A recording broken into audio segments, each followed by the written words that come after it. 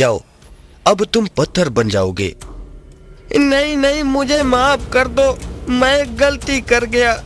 लेकिन बहुत देर हो चुकी थी। गोविंदा धीरे धीरे पत्थर बनने लगा था। घने जंगल के किनारे बसे छोटे से गांव रामपुरा में धनवीर नाम का एक गरीब लकड़हारा रहता था। हर सुबह वो अपनी कुल्हाड़ी लेकर जंगल जाता और लकड़ियां काटकर बाजार में बेचता। उसकी 10 साल की बेटी मुन्नी उसके साथ रहती थी। एक सुबह की बात है। बाबूजी, आज मुझे भी आपके साथ जंगल ले चलिए ना, मैं आपकी मदद करूंगी। अरे नहीं बेटा, जंगल बहुत घना है, तुम यहीं घर पर ही रहो, मैं शाम तक लौट आऊंगा। लेकिन बाबूजी, मुझे डर लगता है अकेले। पड़ोस वाले गोविंदा काका हमेशा बुरी नजर से देखते हैं। अरे चिंता मत करो बेटी, बुढ़िया दादी के घर चली जाना, वो तुम्हारा अच्छे से ख्याल रखेंगी। अब मुझे जाना होगा, वरना आज की रोटी के लिए भी लकड़ियां नहीं बिकेंगी। धनवीर अपनी पुरानी कुल्हाड़ी उठाकर जंगल की ओर चल पड़ा। आज का दिन कुछ अलग था। आसमान में बादल छाए हुए थे और हवा में एक अजीब सी शांति थी। वो जंगल के उस हिस्से में पहुंचा जहां वो रोज लकड़ियां काटता था। आज बारिश आने वाली है, जल्दी काम निपटाना होगा। वो एक पुराने पीपल के पेड़ के पास पहुंचा और लकड़ियां काटने लगा। तभी उसे एक अजीब सी आवाज सुनाई दी। बचाओ, मुझे कोई बचाओ, बचाओ, मुझे कोई बचाओ। अरे ये आवाज कहाँ से आ रही है? यहाँ पेड़ के खोखले में मैं फंस गया हूँ। धनवीर ने पेड़ के खोखले में झांक कर देखा। वहाँ एक अद्भुत सुनहरे रंग का उल्लू फंसा हुआ था। उसके पंख सोने की तरह चमक रहे थे। अरे रे, तुम तो बहुत सुंदर हो, घबराओ मत, मैं तुम्हें निकाल देता हूँ। धनवीर ने सावधानी से उल्लू को खोखले से बाहर निकाला। उल्लू का पंख घायल था। तुमने मेरी जान बचाई, मैं तुम्हारा बहुत आभारी हूँ। अरे कोई बात नहीं, हर जीव की मदद करना हमारा फर्ज है। तुम्हारा पंख घायल है, चलो मैं तुम्हें घर ले चलता हूँ। तुम बहुत दयालु हो, मैं कोई साधारण उल्लू नहीं हूँ, मैं इस जंगल का रक्षक हूँ। तुम्हारी दयालुता का मैं जरूर बदला चुकाऊंगा। अरे मुझे किसी बदले की उम्मीद नहीं है, चलो पहले तुम्हारे घाव का इलाज करवा लेते हैं। धनवीर उल्लू को घर ले आया। मुन्नी बुढ़िया दादी के घर से वापस आ रही थी। बाबूजी, ये कितना सुंदर पक्षी है, इसके पंख तो सोने जैसे चमक रहे हैं। हाँ बेटा, यह जंगल में फंसा हुआ था, इसका पंख घायल है, हमें इसकी देखभाल करनी होगी। मैं इसकी सेवा करूंगी बाबूजी, देखिए कितना प्यारा है। उसी समय पड़ोस से गोविंदा वहां पहुंचा। अरे धनवीर, यह क्या है? इतना सुनहरा पक्षी तो कभी नहीं देखा, इसके पंख असली सोने के लग रहे हैं। अरे यह जंगल में घायल मिला था गोविंद भाई, मैं इसका इलाज करवा रहा हूँ। इलाज? अरे इसे बेच दो बाजार में, देखो ना कितना कीमती दिखता है, इसके बदले तुम्हें बहुत सारा धन मिल जाएगा। अरे नहीं नहीं भाई, मैं किसी भी जीव को नहीं बेचूंगा, यह घायल है, इसे सहारे की जरूरत है। तुम मूर्ख हो धनवीर, गरीबी में जी रहे हो और मौका हाथ से जाने दे रहे हो। धनवीर सच्चा इंसान है, वह धन से ज्यादा मानवता को महत्व देता है। यह पक्षी बोल रहा है।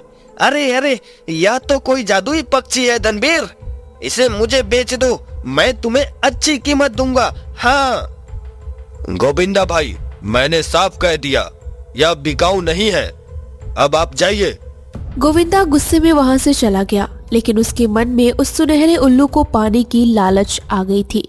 अगले कुछ दिनों में मुन्नी और धनवीर ने उल्लू की खूब सेवा की। देखो बाबूजी, उल्लू का पंख अब ठीक हो गया है। तुम दोनों ने मेरी बहुत सेवा की, अब मैं पूरी तरह स्वस्थ हो गया हूँ, मुझे अपने जंगल वापस जाना चाहिए। आप चले जाओगे हमें छोड़कर? मुझे जाना होगा प्यारी बच्ची, लेकिन मैं तुम दोनों की दयालुता कभी नहीं भूलूंगा। तुम्हारी मदद के लिए मैं तुम्हें एक वरदान देना चाहता हूँ। अरे हमें किसी वरदान की जरूरत नहीं है, तुम स्वस्थ हो गए ना, यही हमारे लिए बहुत बड़ा इनाम है। तुम्हारी यही सोच तुम्हें महान बनाती है धनवीर। फिर भी मैं तुम्हें यह सुनहरा पंख देता हूँ। जब भी तुम्हें सच्ची जरूरत हो, इस पंख को हिलाना और तुम्हारी इच्छा पूरी हो जाएगी। लेकिन याद रखना, इसका उपयोग केवल सच्ची जरूरत के लिए ही करना, लालच के लिए नहीं। मैं तुम्हारी बात का ध्यान रखूंगा। उल्लू उड़कर जंगल में चला गया। धनवीर ने वो सुनहरा पंख संभाल कर रख लिया। कुछ दिनों बाद गांव में बुरा वक्त आया। भयंकर सूखा पड़ गया। धनवीर भाई, यह सूखा तो बहुत भयानक है। खेतों में फसल नहीं हो रही, लोग भूखे मर रहे हैं। मेरे बच्चे भूखे हैं, किसी के पास खाने को अनाज नहीं बचा है। ये गांव पर बुरा समय आ गया है बेटा, पता नहीं हम कैसे बचेंगे। बाबूजी, गांव के सभी लोग भूखे हैं, हम क्या करें? धनवीर को सुनहरे पंख की याद आई। उसने सोचा कि ये तो सच्ची जरूरत है। उल्लू ने कहा था कि सच्ची जरूरत के समय इसका उपयोग करना। आज पूरा गांव भूखा है, यह सच्ची जरूरत है। धनवीर ने पंख निकाला और उसे हिलाया। हे सुनहरे उल्लू, हमारे गांव के लोग भूखे हैं, कृपया उनकी मदद करो। अचानक आसमान में बादल छा गए। मूसलाधार बारिश होने लगी। गांव के बाहर एक बड़े पेड़ के नीचे अनाज से भरी बोरियां प्रकट हो गई। यह क्या? यह अनाज कहां से आया? भगवान ने हमारी सुन ली, अब गांव वाले भूखे नहीं रहेंगे। ये तो चमत्कार है बच्चों, ऊपर वाले की कृपा है। गांव के सभी लोग खुश हो गए। सभी ने धनवीर को धन्यवाद दिया। हालांकि किसी को नहीं पता था कि ये चमत्कार धनवीर के कारण हुआ था, लेकिन गोविंदा ने सब कुछ छुपकर देख लिया था। तो यह है उस सुनहरे पंख का कमाल। अगर मैं वह पंख पालूं तो मैं दुनिया का सबसे अमीर आदमी बन जाऊंगा। रात को जब सब सो गए तो गोविंदा चुपके से धनवीर के घर में घुसा। वह पंख यही कहीं होगा, मुझे ढूंढना ही होगा। गोविंदा ने पूरे घर में तलाशी की और आखिरकार उसे वो सुनहरा पंख मिल ही गया। वो खुशी से झूम उठा। मिल गया, अरे अरे मिल गया रे, अब मैं अमीर बनूंगा। बहुत सारा सोना, बहुत सारे हीरे जवाहरात, अरे सब कुछ मेरा ही होगा। वो पंख लेकर भागने लगा। तभी धनवीर की नींद खुल गई। कौन है वहाँ? रुको, अब तुम कुछ नहीं कर सकते। धनवीर, यह पंख अब मेरा है। बाबूजी, वो चोर था, उसने क्या चुराया? वह सुनहरा पंख, लेकिन उसे पता नहीं कि उस पंख का क्या हाल होगा जो लालच से उसका उपयोग करेगा। गोविंदा अपने घर पहुंचा और तुरंत पंख को हिलाना शुरू कर दिया। मुझे ढेर सारा सोना दे दो और हीरे भी दे दो, मुझे राजा से भी अमीर बना दो। अचानक एक तेज रोशनी हुई और सुनहरा उल्लू वहां प्रकट हो गया। तुमने चोरी की, तुमने लालच में आकर इस पवित्र पंख का दुरुपयोग किया। तुम्हारे जैसे लालची व्यक्ति को सजा मिलनी चाहिए। जाओ, अब तुम पत्थर बन जाओगे। नहीं नहीं, मुझे माफ कर दो, मैं गलती कर गया। लेकिन बहुत देर हो चुकी थी। गोविंदा धीरे धीरे पत्थर बनने लगा था। सुबह हुई तो गांव वालों ने गोविंदा के घर के सामने एक पत्थर की मूर्ति देखी। यह पत्थर की मूर्ति तो बिल्कुल गोविंदा जैसी दिखती है। गोविंदा कहाँ गया? कल रात से कोई नहीं देखा उसे। लगता है उसने कोई बहुत बड़ा पाप किया है, ईश्वर ने उसे सजा दी है। सुनहरा उल्लू धनवीर के घर पहुंचा। उसके पास वो जादुई पंख था। धनवीर, मुझे माफ करना, मेरी गलती की वजह से तुम्हें परेशानी हुई। अरे तुम्हारी कोई गलती नहीं है, गोविंदा का लालच उसकी बर्बादी का कारण बना। गोविंदा काका तो बचाया जा सकता है ना? अगर वह सच्चे दिल से अपनी गलती स्वीकार करे तो हाँ, लेकिन वह बहुत लालची था। क्या मैं उससे मिल सकता हूँ? तुम उससे बात कर सकते हो। पत्थर बनकर भी वह सब कुछ सुन और समझ सकता है। धनवीर, मुन्नी और उल्लू गोविंदा की पत्थर की मूर्ति के पास पहुंचे। पत्थर की मूर्ति की आंखों में आंसू बहने लगे। गोविंदा भाई, तुमने लालच में आकर गलती की, लेकिन अगर तुम सच्चे दिल से माफी मांगो तो शायद तुम्हें एक और मौका मिल सकता है। मुझे माफ कर दो धनवीर, मैं बहुत गलत था। मेरे लालच ने मुझे बर्बाद कर दिया। अगर मुझे एक और मौका मिले तो मैं अपनी जिंदगी बदल दूंगा। तुम्हारा पछतावा सच्चा लग रहा है गोविंद। धनवीर की दयालुता की वजह से मैं तुम्हें एक और मौका देता हूँ। उल्लू ने अपने पंख फैलाए और एक सुनहरी रोशनी गोविंदा की मूर्ति पर पड़ी। धीरे धीरे पत्थर पिघलने लगा और गोविंदा फिर से इंसान बन गया। धनवीर, मैंने तुम्हारे साथ चोरी की, फिर भी तुमने मेरी जान बचाई। मैं तुम्हारा हमेशा एहसानमंद रहूंगा।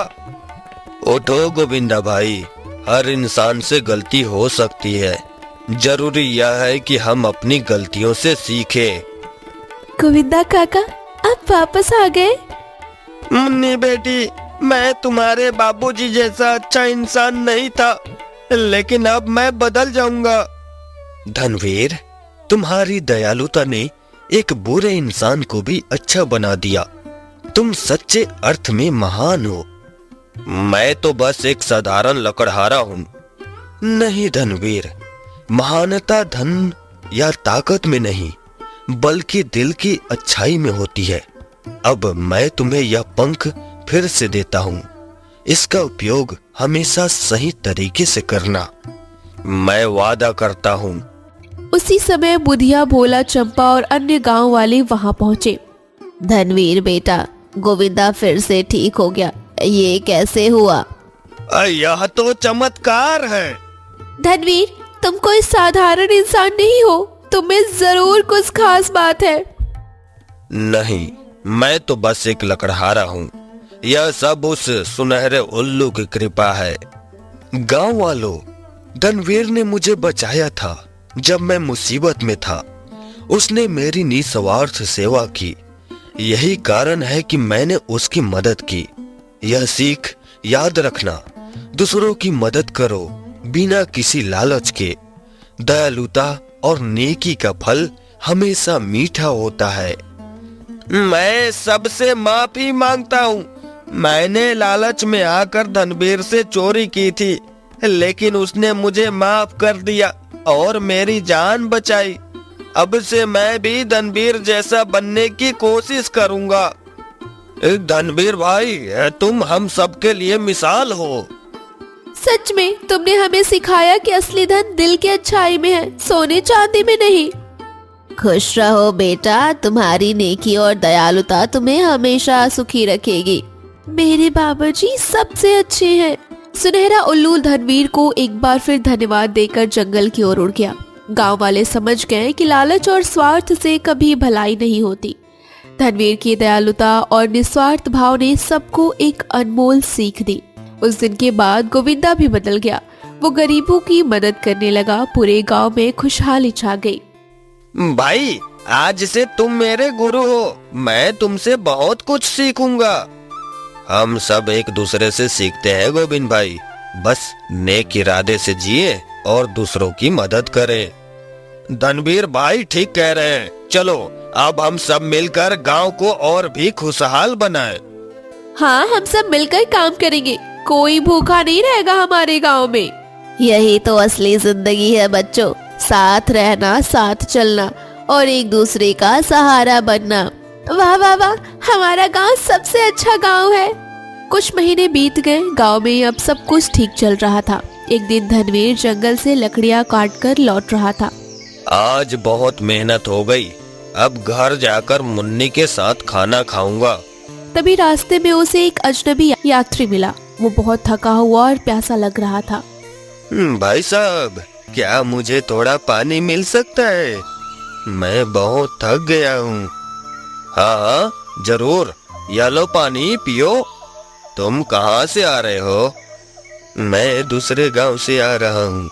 रास्ता भटक गया था। आप बहुत दयालु हैं। अरे ऐसी कोई बात नहीं, चलो मेरे साथ घर चलो। तुम खाना खाकर आराम कर लेना, फिर मैं तुम्हें सही रास्ता बता दूंगा। आप मुझे नहीं जानते, फिर भी इतनी मदद कर रहे हैं। जरूरतमंद की मदद करने के लिए उसे जानना जरूरी नहीं होता। धनवीर यात्री को घर ले आया। मुन्नी ने भी यात्री का स्वागत किया। आइए काका बैठिए, मैं आपके लिए खाना लाती हूँ।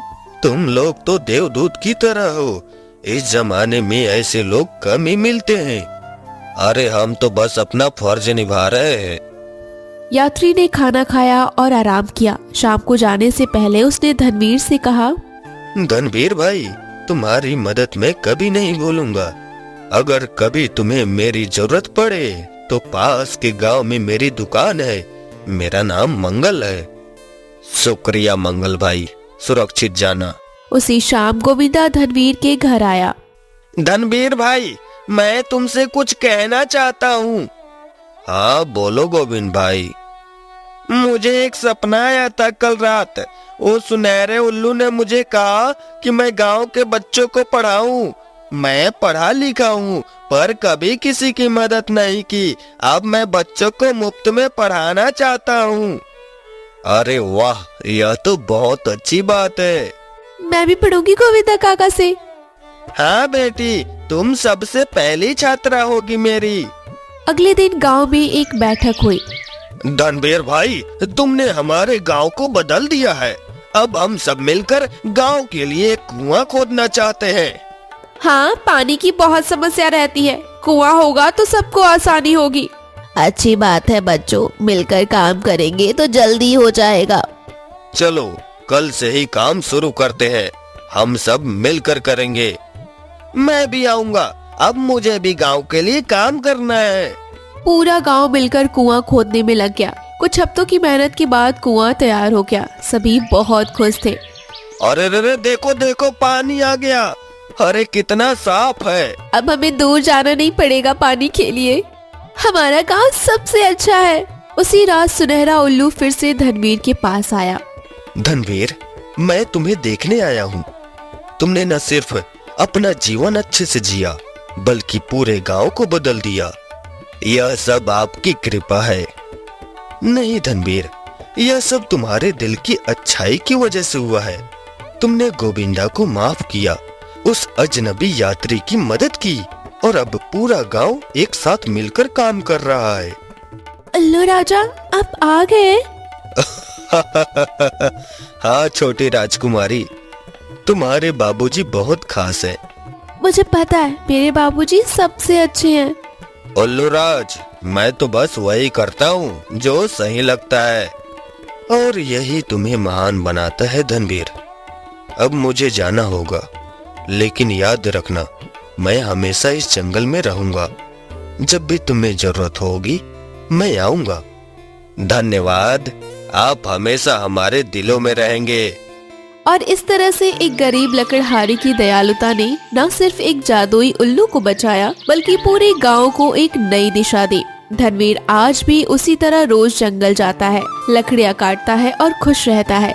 गोविंदा बच्चों को पढ़ाता है, गांव में कुआं खुशहाली है और सबसे बढ़कर एक दूसरे के लिए प्यार और सम्मान है। इस कहानी से हमें ये सीख मिलती है कि लालच इंसान को बर्बाद कर देता है, जबकि दयालुता और निस्वार्थ भाव से जीवन में असली खुशियाँ मिलती हैं।